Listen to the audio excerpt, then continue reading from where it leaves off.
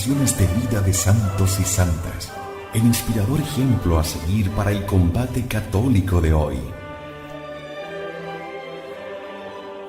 Le invitamos a conservar la doctrina católica y la verdad depositada por nuestro Señor Jesucristo.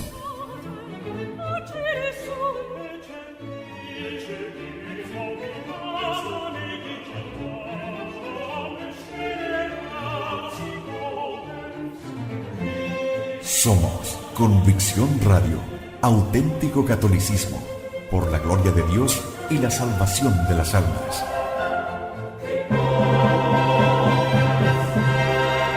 Convicción Radio.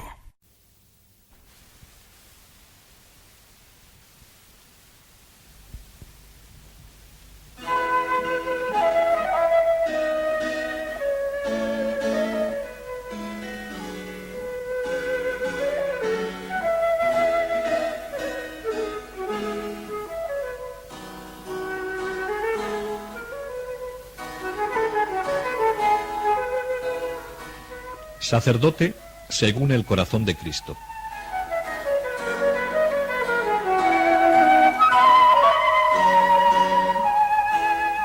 A Francisco le llega el momento de tomar la gran decisión de su vida: elegir el estado en el que quiere seguir a Jesús. Más bien que elegir, él se siente impulsado a dejarse conducir, pues es Dios quien se ha anticipado y ha puesto en su corazón desde muy jovencito el deseo de consagrarse a él en el sacerdocio. Él ha secundado los deseos de su padre, comprendiendo que la formación que recibía le sería de gran utilidad para su ministerio. Pero ahora ha llegado el momento de, con libertad, optar por el camino que Dios le invita a seguir. Lo que le ofrecen sus padres parece razonable. Le han dado una sólida formación, le han proporcionado un buen puesto. Su padre está con necesidad de ser ayudado a sacar la familia adelante. Tantos sacrificios por parte de ellos parece deberían ser correspondidos según sus deseos. Pero Francisco, como Jesús, siente que Dios sigue llamándole a dejar todo y consagrarse a la extensión de su reino. Tiene que realizar un discernimiento a la luz del Evangelio, a la luz de la persona de Jesús. La libertad es un gran valor, pero con facilidad la utilizamos mal y la confundimos, dejándonos llevar de nuestros gustos, de ejercer una libertad ilusoria, ya que si entramos en nuestro interior, fácilmente descubrimos cuántas veces somos esclavos de las urgencias de la vida y dejamos a un lado lo que realmente es importante. Las cosas nos toman la delantera hasta imponernos el ritmo de vida. Y este es el peligro que le acecha a Francisco.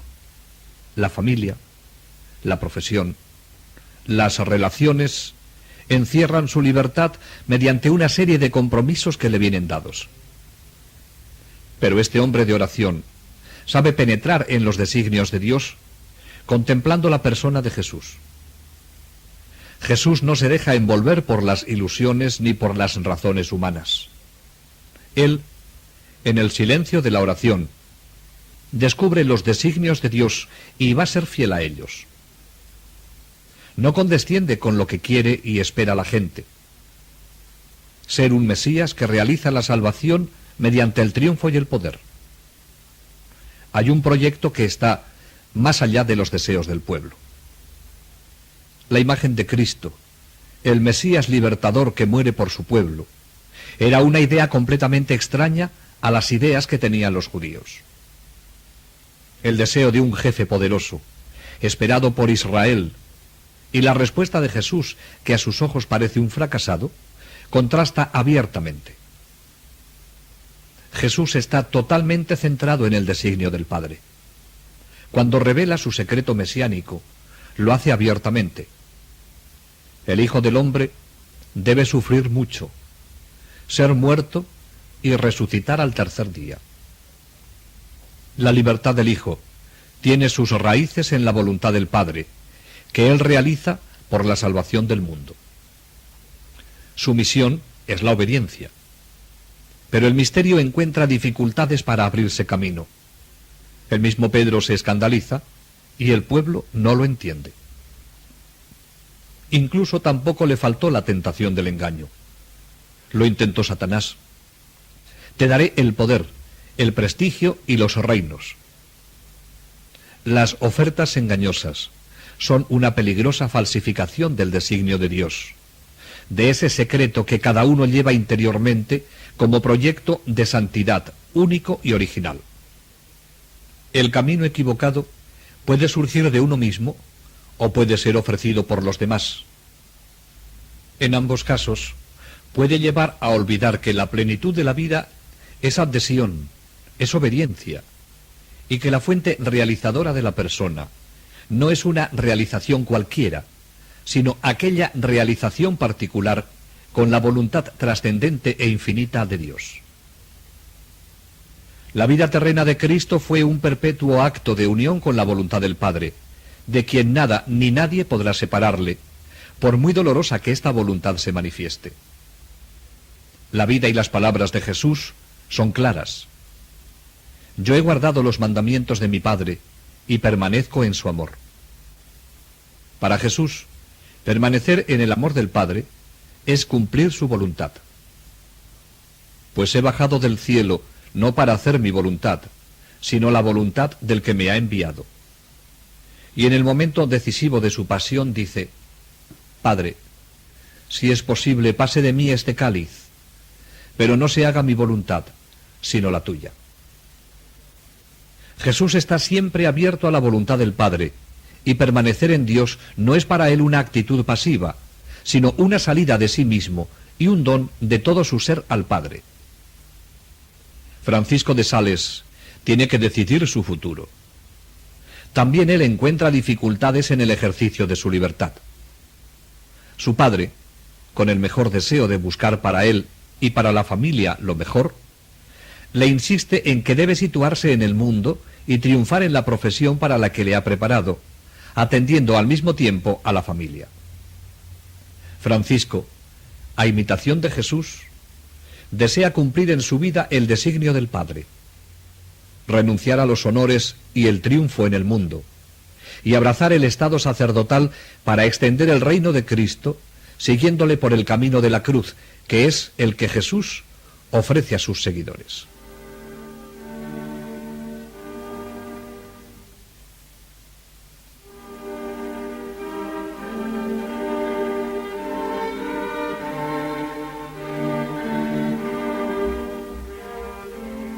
Francisco comunica su decisión a su primo el canónigo Luis de Sales y a su amigo Amadeo Bouvard, sacerdote y capellán de la familia. También se lo comunica a su madre. A esta le alegró la noticia. Se acordó del voto lejano con el que había consagrado a su hijo a Dios. La mayor dificultad residía en su padre. Su primo Luis le dijo: confía en mí. Cuando sea el momento oportuno, sabré hacer aceptar a mi tío. Un hecho fue considerado por Francisco como una señal del cielo. Parece una leyenda, pero está atestiguado como hecho histórico. Cuando fue recibido como abogado del Senado en su sede de Chambéry, al regresar de esta ciudad cabalgando, distraído en sus pensamientos, el caballo cae tirando al suelo a Francisco. En la caída, la espada sale de su vaina. Esta también se desprende del cinto y quedan en tierra formándose una cruz con la espada y la vaina. Francisco se levanta, pone su espada en el cinto y emprende de nuevo la marcha camino de Annecy. Después de caminar un rato, el caballo le vuelve a tirar en circunstancias parecidas, quedando de nuevo la espada y la vaina formando una cruz. Y un poco más adelante, una tercera caída, quedando de nuevo la espada y la vaina formando una cruz. Este hecho impresionó a Francisco y fue decisivo para él. Entendió que Dios le quería a su servicio. Resuelto, le expone a su padre la decisión que ha tomado y le cuenta lo ocurrido a su regreso de Chambéry.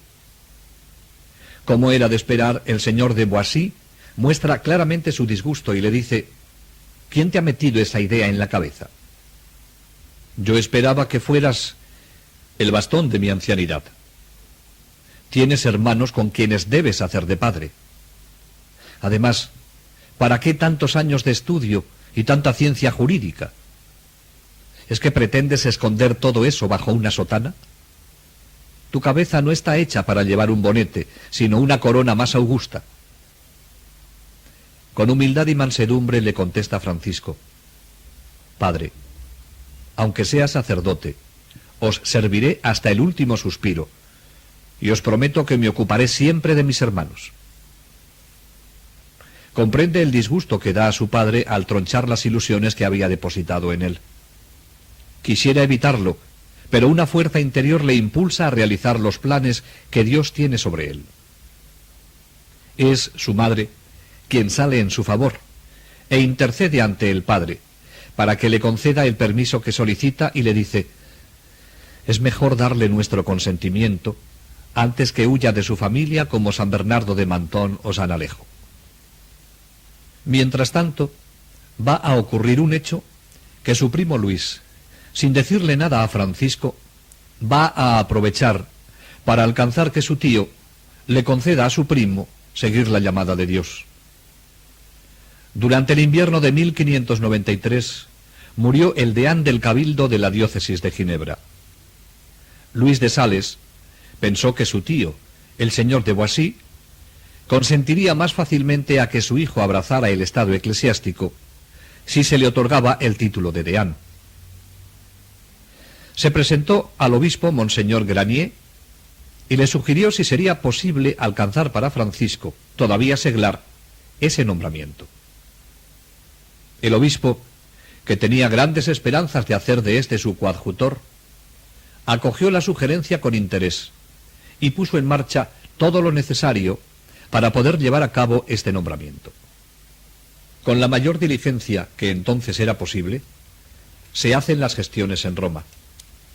El nombramiento fue firmado el 7 de marzo de 1593 y llegó a Annecy el 7 de mayo. El permiso que Francisco solicitaba de su padre para ordenarse de sacerdote logra tener buena acogida cuando su primo Luis le muestra a su tío la bula por la que se nombraba a Francisco deán de la Catedral de Ginebra.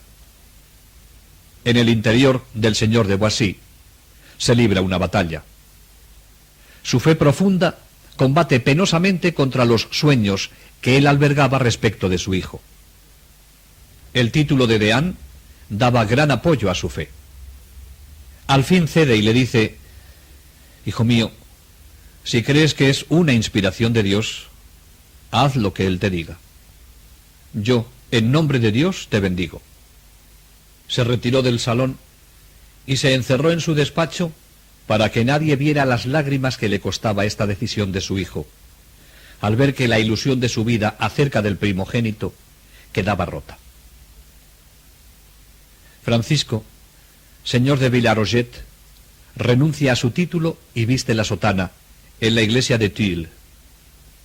El cambio de traje no fue para él una simple ceremonia. La vistió lleno de piedad y humildad. Ese día le señaló en su vida como uno de los más hermosos, como aquel que, según su expresión, había tomado la coraza y el escudo y se había alistado en la milicia de Jesucristo. La gente, que estaba acostumbrada a ver al señor de Villaroget con su espada al cinto, su pequeña capa y sombrero de pluma, acudían a la catedral para verle tan humilde con su sotana. El 18 de mayo se retira al castillo de Sales acompañado del capellán Bouvard para prepararse a recibir las órdenes sagradas. El 9 de junio recibe las órdenes menores y en la octava de Pascua el subdiaconado. Era todavía solo subdiácono y tenía todo el celo de un gran apóstol. Visitaba a los enfermos, reconciliaba los corazones divididos. Le afligían todos los males de sus hermanos, pero más que nada los que padecía la Iglesia. Las calamidades de la diócesis de Ginebra eran grandes en aquella época, capaces de afligir un corazón menos sensible que el suyo. Por un lado, la herejía, que tenía su asiento en Ginebra, se propagaba por toda la diócesis, y los que permanecían católicos sentían temor de manifestarse en muchos sitios. Por otra parte, el azote del hambre, las enfermedades y las guerras amenazaban todo el país. Los cristianos fieles, rodeados de soldados y de enemigos del catolicismo, estaban expuestos a peligros de todo género, tanto del cuerpo como del alma. No sólo eleva fervientes oraciones por todas estas necesidades, sino que Francisco concibe la idea de fundar la Hermandad de la Santa Cruz, de la Concepción de la Bienaventurada Virgen María y de los santos apóstoles Pedro y Pablo. La intención de Francisco al fundar esta hermandad es enfervorizar a los católicos vacilantes, al mismo tiempo que formar rectamente sus conciencias.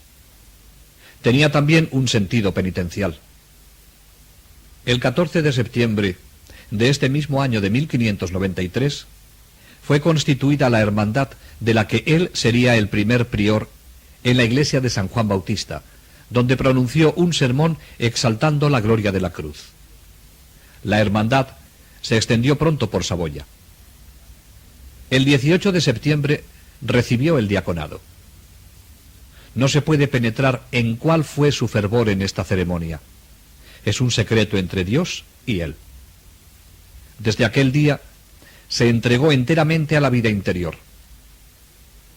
Lleno de gran respeto al carácter sacerdotal recibido y de admiración a la gran bondad de Dios por tan señalado beneficio, estaba tan vigilante sobre sí mismo que se trocó en otro hombre. Y esto se palpaba en su rostro, en sus ojos, en su conversación, en todas sus acciones, en las que resplandecía algo de lo divino que tenía dentro y que llevaba a las personas que le trataban a amarle y estimarle. Trataba de conjugar Francisco su nueva vida con su oficio de senador. A él no le agradaba este doble servicio que debía hacer, aunque no faltaban quienes le envidiaban por este doble honor. Su padre y Monseñor Granier, conociendo su deseo de renunciar a su oficio de senador, le pidieron que no lo hiciera, ya que ofendería al duque y al barón de Hermans.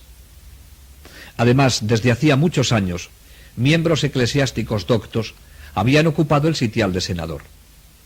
No se trataba de un cargo que fomentara la vanagloria, sino que era la mejor manera de servir a la Iglesia y al mismo tiempo al bien público.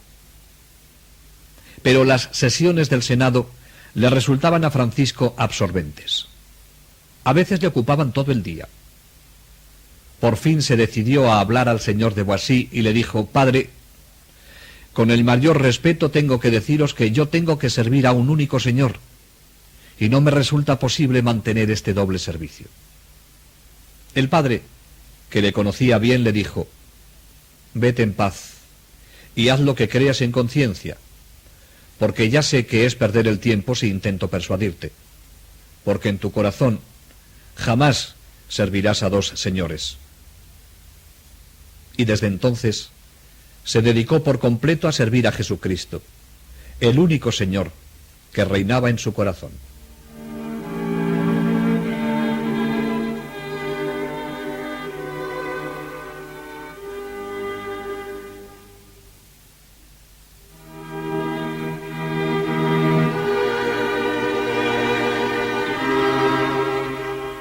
El mismo año de 1593, el 18 de diciembre, fue ordenado sacerdote. Recibió la consagración sacerdotal de manos de Monseñor Granier en la iglesia catedral de San Pedro. Creyó mejor prepararse para celebrar la primera misa con un retiro de 3 días. En él tomó 3 resoluciones que indican lo que para él significaba el sacerdocio. La primera, acompañar todas sus acciones del mismo espíritu de religión que debía poseerle en el altar, y hacer de todos los momentos del día una preparación continua al sacrificio del día siguiente. La segunda, no subir nunca al altar, sino con las mismas disposiciones en que quisiera estar para morir y comparecer ante Dios. La tercera, unirse del todo a Jesucristo, sumo sacerdote, por el amor y la imitación de sus ejemplos. Pues decía que incorporándose el sacerdote a él en el sacramento del altar, es necesario que se identifique con él y para que Dios se complazca en identificarse con nosotros, es necesario que nos hagamos en todo semejantes a Dios. Para vivir y permanecer en Él, debemos vivir como Él. Dios mío, decía Francisco, cuando pienso en estas verdades, me parece que mi corazón va a estallar, porque yo no puedo, ni quiero vivir sino para Jesús. ¿Qué somos nosotros? ¿Cuándo seremos como vuestra Santísima Madre, quien, llevándoos en su seno, vivió como deben vivir todos los que os reciben en el augusto sacramento de la Eucaristía? Los frutos que Francisco recogió de este retiro le hicieron comprender cuán importante es preparar su alma para recibir la gracia de Dios. Preparado así, celebró su primera misa solemnemente el día 21 de diciembre en la Catedral de Annecy. Asistieron sus familiares, el obispo de Ginebra, Monseñor Granier, y la nobleza y amigos que quisieron acompañarle en tan gran acontecimiento. Por la tarde presidió las vísperas y predicó sobre los grandes misterios de los que su corazón estaba lleno, de la sublimidad del sacerdocio y de la excelencia del santo sacrificio.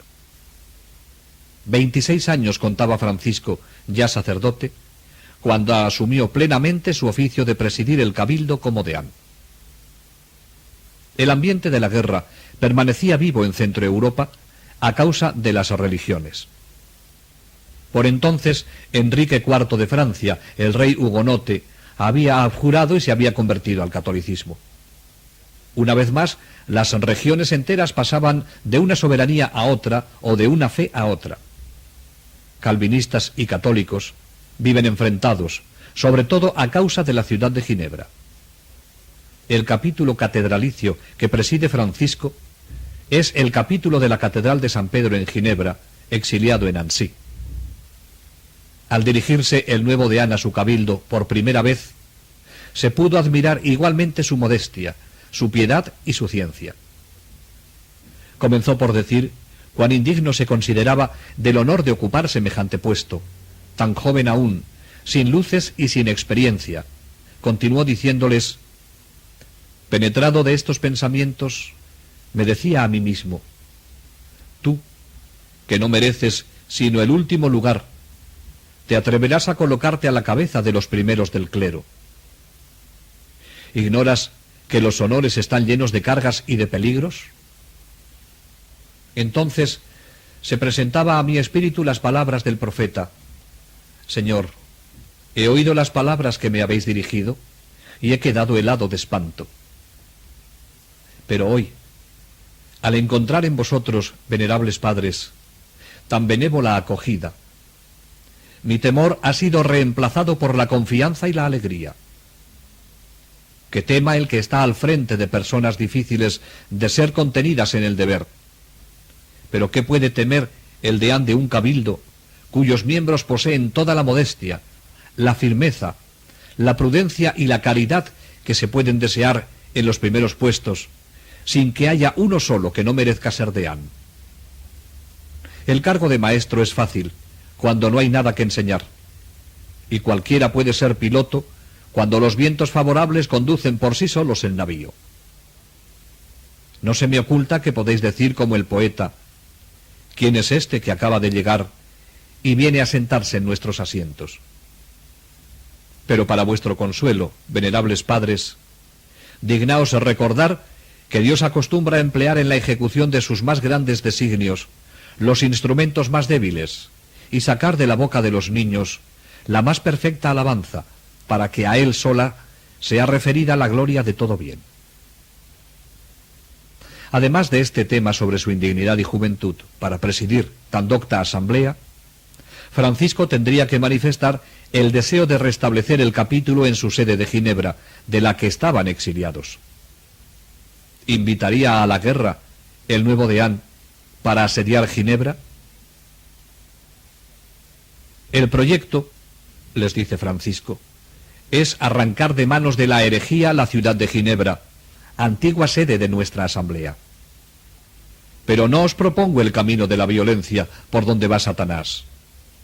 No os propongo tampoco el camino de la guerra, ya que quienes por él marchan, les falta el bagaje de la fe y de la piedad. Con el clamor de nuestra oración, abatiremos los muros de Ginebra. Apretaremos el cerco con la caridad fraterna. Por la penitencia, hemos de hacernos propicios a Dios si queremos alcanzar estos fines. La alocución en su forma fue una obra literaria, pero en su contenido era un programa profundamente cristiano que recordaba la figura del buen pastor dispuesto a dar su vida por sus ovejas. Más tarde demostraría que no había hablado de memoria. A lo largo de su vida, se entregará de lleno a exponer las verdades de la fe en medio de los peligros, entregando generosamente su vida, una vida llena de caridad y una intensa vida apostólica. La oración, la caridad y la penitencia fueron sus mejores armas en el intenso trabajo apostólico que realizó.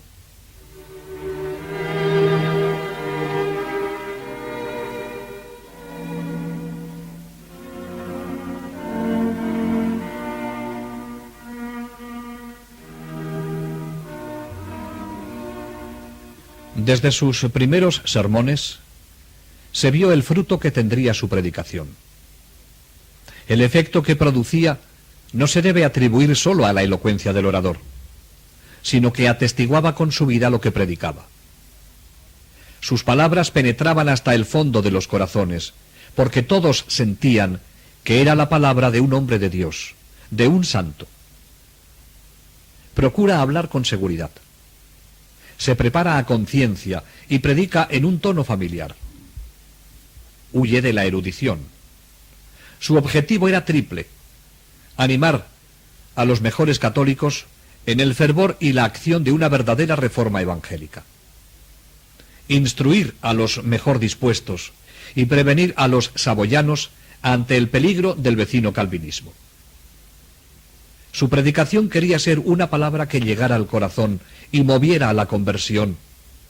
Si en aquella época era frecuente ir a escuchar al predicador para detenerse en la forma, Francisco renovó la oratoria para conmover a los fieles. Se trataba de que escucharan la palabra de Dios, no la palabra del predicador. Y se trataba más de aplicar lo oído a la situación personal, que estar pensando que aquello le iba bien a su vecino. Con cierta gracia les decía este joven sacerdote: cuando sois invitados a un banquete, cada uno come para sí. Aquí, por el contrario, os paséis de educados, porque no escogéis nada para vosotros, sino que todo lo repartís a los demás. Si era hábil en el arte de anunciar la palabra de Dios, no era menos celoso en extenderla. Cuanto más se le oía, más deseos se tenía de volver a escucharle. Se le invitaba por todas partes, y su caridad no sabía rehusar ninguna invitación. Por eso, desde los primeros días de su ordenación, su vida fue un continuo apostolado. El día de la purificación, invitado a predicar en Seyssel, ciudad habitada en gran número de herejes y situada a 16 kilómetros de Ginebra, se elevó a tanta altura su elocuencia que superó con mucho la de sus primeros discursos. Inspirado por el vivo interés que le producía su auditorio, que se componía en parte de fieles en contacto directo con los enemigos de la fe, y en parte de protestantes deseosos de oírle, Francisco, conmovido por el peligro de los primeros, a los cuales trataban todos los días de inculcar las nuevas doctrinas, y no menos conmovido por la desgracia de aquellos a quienes ya había seducido el error, predicó con un acento tan persuasivo, con un tono tan de apóstol, con una autoridad, con una energía y un lenguaje que confirmaron a los fieles en la fe e hicieron temblar a los herejes. La fama de aquella predicación se extendió por todas las regiones vecinas y llegó hasta la misma ciudad de Ginebra. Y desde entonces se empezó a ver en él el baluarte más inexpugnable de la fe católica y el adversario más formidable de la Iglesia reformada, capaz por sí solo de hacer frente a todos los ministros protestantes y de abatirlos con la fuerza de la palabra que brota de la unión con Dios. Testigo de tan magníficos principios, el obispo de Ginebra, Monseñor Granier, decía lleno de alegría y con una humildad digna de su alta virtud: Dios no me ha concedido el don de la palabra, pero me ha dado un hijo que será mi palabra y mi voz. Y es que Francisco, desde el principio, se ofreció a su obispo para no tener otra dirección que la suya. Su padre se alegraba del éxito de su hijo, pero no aprobaba que predicase tan a menudo, ni que hablara con tanta sencillez, limitándose a lo que pudiera hacer bien espiritualmente a los demás, prescindiendo de toda erudición inútil. Es Francisco mismo quien, años más tarde, contará a Monseñor de Belley la opinión que su padre tenía de su predicación. Tenía yo el mejor padre del mundo, pero había pasado gran parte de su vida en la corte y en la guerra, cuyas máximas sabía mejor que las de la teología. Mientras fui deán, predicaba en todas las ocasiones, tanto en la catedral como en las parroquias, y hasta en las menores cofradías. No sabía lo que era negarme, pues estimaba en mucho la palabra de nuestro Señor. Dad a todos los que os pidan. Mi buen padre, oyendo tocar al sermón, preguntaba quién predicaba y le decían: ¿quién ha de ser sino vuestro hijo? Un día me llamó aparte y me dijo: hijo, predicas con demasiada frecuencia. Hasta en los días de trabajo oigo tocar al sermón y siempre me dicen: es el deán. En mi tiempo no sucedía esto. Los sermones eran más raros. Pero en cambio, ¿qué sermones? Dios lo sabe, eran doctos, bien estudiados. Se decían maravillas. Todos se admiraban y edificaban, acudían en gran multitud. Se diría que a recoger el maná. ¿Ahora practicas ese ejercicio con tanta frecuencia que ya nadie hace caso de él, ni se te tiene en tanta estima? Al decir esto, continuaba diciendo Francisco, aquel buen padre decía con toda franqueza lo que sentía. Hablaba según las máximas del mundo, pero las máximas evangélicas son de un temple bastante diferente. Jesucristo, espejo de la perfección y modelo de predicadores, no usó de esos miramientos. Tampoco los apóstoles que siguieron sus huellas. Creedme, nunca se predicará bastante, pues no se puede repetir bastante lo que nunca se sabe suficientemente. Sobre todo ahora, y con la vecindad de la herejía, que no se mantiene sino por las predicaciones, y que no será vencida sino por la predicación. Por este convencimiento que tenía, a pesar de las observaciones de su padre, Francisco continuó su incesante predicación. Y precisamente la santidad de vida de este joven sacerdote, unida a sus valiosas instrucciones, consiguió que no sólo la gente le escuchase, sino que acudían en gran número a confesarse con él. Desde muy temprano hasta la mitad del día, todos los que acudían a recibir el sacramento de la penitencia eran muy bien recibidos. Los pobres, lo mismo que los ricos. Los aldeanos, lo mismo que los nobles, sin hacer distinción como no fuera en favor de los más necesitados, de los más ignorantes y de los enfermos. Su corazón, tan bueno para todos, sentía para con éstos mayor ternura, como el de una madre hacia el hijo enfermo o atribulado.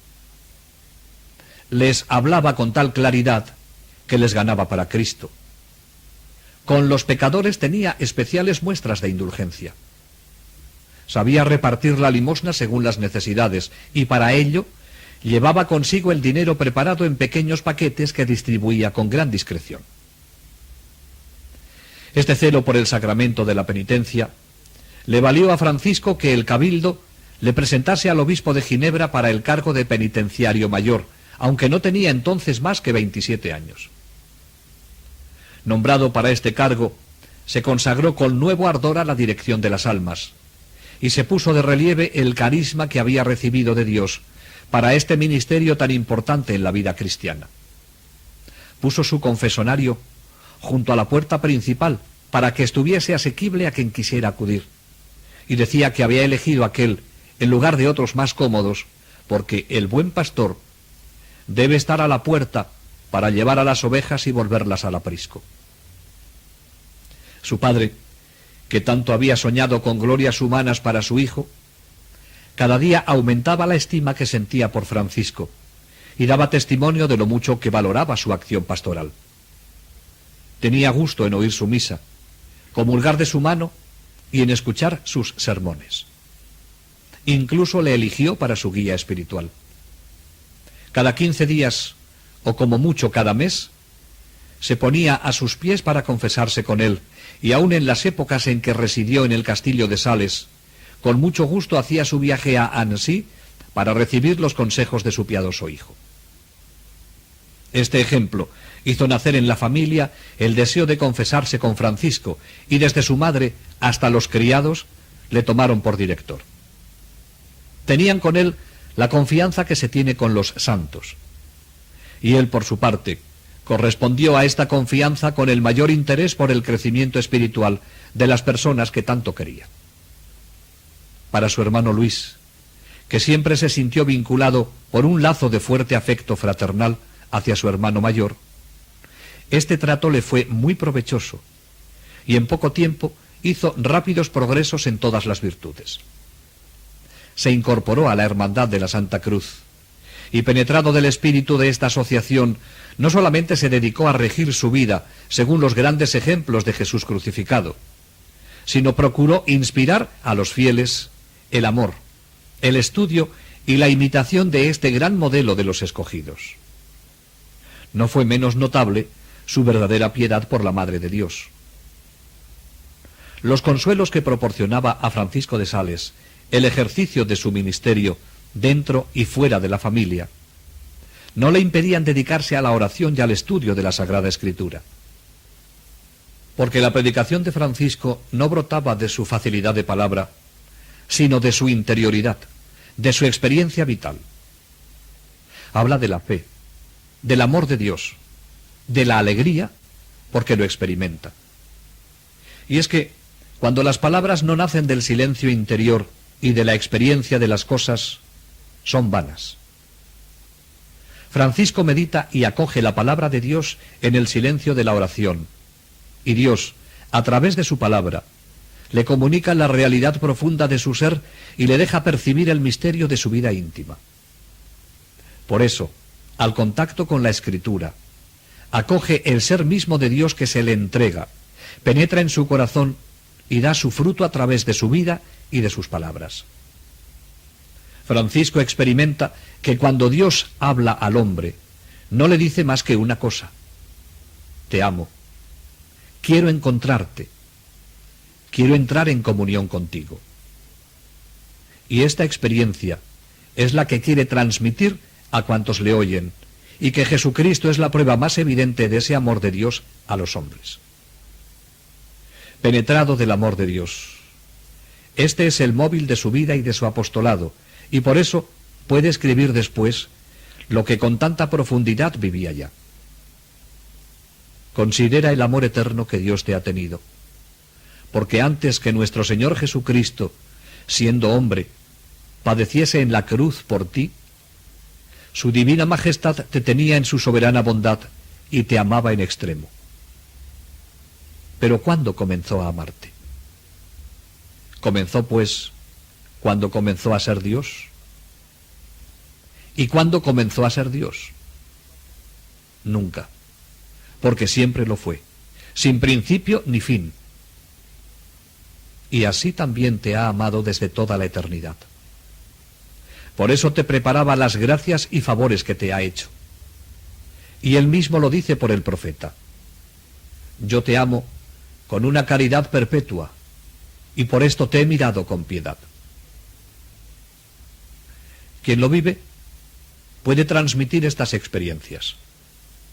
Hablaba de lo que rebosaba su corazón, del amor de Dios, de la verdadera devoción, del verdadero camino de la santidad.